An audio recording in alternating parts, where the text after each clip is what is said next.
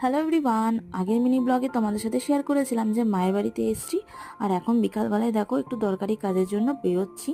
তো প্রথমেই দেখো এসেছিলাম মুচিপাড়াতে, এই কাউন্টারেই মানে টিকিট সেন্টারে, টিকিট কাউন্টার বলতে পারো, যেখান থেকে বাসের টিকিট কাটা হয়। তো আমরা যাব হচ্ছে পুরী, সেই জন্য।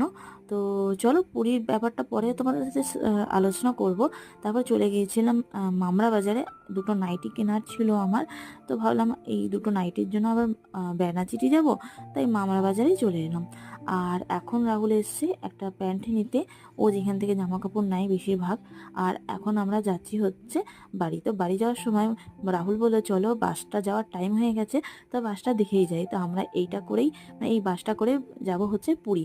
অ্যাকচুয়ালি আমাদের না ট্রেনের টিকিটটা কনফার্ম হয়নি, ওই জন্য আমরা বাসে করেই যাচ্ছি, ট্রেনের টিকিটটা ক্যান্সেল করে। আর মা দিয়েছিল আমার জন্মদিনের টাকা, সেই টাকা থেকে এই শাড়িটা আমার খুব পছন্দ হলো, তো কিনলাম। তোমাদের কেমন